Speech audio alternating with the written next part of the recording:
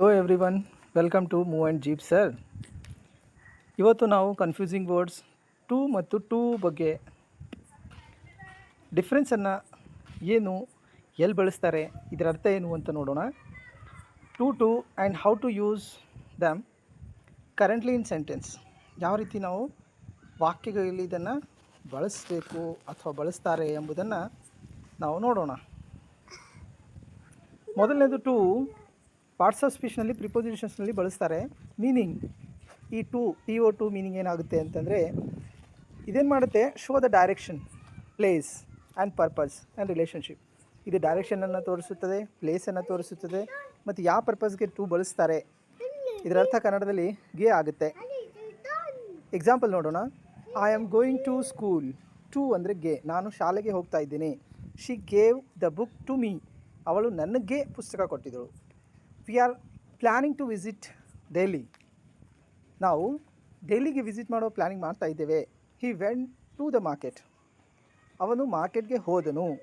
ಮಾರ್ಕೆಟ್ಗೆ ಅಂದರೆ ಟು ಅರ್ಥ ಏನಾಗುತ್ತೆ, ಇಲ್ಲಿ ಗೆ ಆಗುತ್ತೆ. I want to learn English, ನಾನು ಇಂಗ್ಲೀಷ್ ಕಲಿಬೇಕು, ಇಂಗ್ಲೀಷ್. ಸೊ ಪರ್ಪಸ್ ಇದರಲ್ಲಿ ತೋರಿಸ್ತದೆ. ಎರಡನೇದಾಗಿ ಟು ಪಾರ್ಟ್ಸ್ ಆಫ್ ಸ್ಪೀಚ್ನಲ್ಲಿ ಅಡ್ವರ್ಬ್ ಆಗಿ ಯೂಸ್ ಆಗುತ್ತೆ. ಇದರ ಮೀನಿಂಗ್ ಏನಪ್ಪ ಅಂತಂದರೆ ಆಲ್ಸೋ ಆಗುತ್ತೆ, ಮೋರ್ ದೆನ್ ಇನಫ್ ಆಗುತ್ತೆ, ಅಥವಾ ವೇರಿ ಆಗುತ್ತೆ.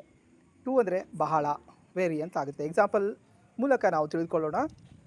ಐ ಲೈಕ್ ಮ್ಯಾಂಗೋಸ್ ಟು, ನಾನು ಆಲ್ಸೋ ಅಂದರೆ ಬೇರೆ ಫ್ರೂಟ್ನು ಇಷ್ಟಪಡ್ತೀನಿ ಮತ್ತು ಮ್ಯಾಂಗೋಸ್ನೂ ಸಹ ನಾನು ಇಷ್ಟಪಡ್ತೀನಿ ಅಂತ ಈ ವಾಕ್ಯದಲ್ಲಿ ಟೂದರ್ಥ ಹೀಗಾಗುತ್ತೆ. ಹೀ ಈಸ್ ಕಮಿಂಗ್ ಟು, ನಾನು ಒಬ್ಬನೇ ಬರ್ತಾ ಇಲ್ಲ, ಅವನು ನನ್ನ ಜೊತೆ ಬರ್ತಾ ಇದ್ದಾನೆ, ಅವನು ಬರ್ತಾ ಇದ್ದಾನೆ ಅಂತ ಅರ್ಥ. ಅವನು ಆಲ್ಸೋ ಅಲ್ಲಿ ಯೂಸ್ ಆಗುತ್ತೆ. The box is too heavy to lift, ಇಲ್ಲಿ ಮೋರ್ ದೆನ್ ಇನಫ್ ಆಗುತ್ತೆ. ಈ ಬಾಕ್ಸು ಬಹಳ ಹೆವಿ ಇದೆ ಎತ್ತಲಿಕ್ಕೆ.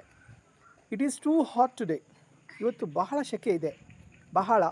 She is too tired to walk, ಇಲ್ಲಿ ಟೂ ಬಹಳ ಅಂತ ಆಗ್ತಾಯಿದೆ.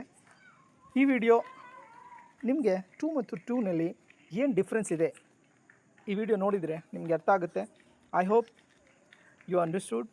So thank you very much.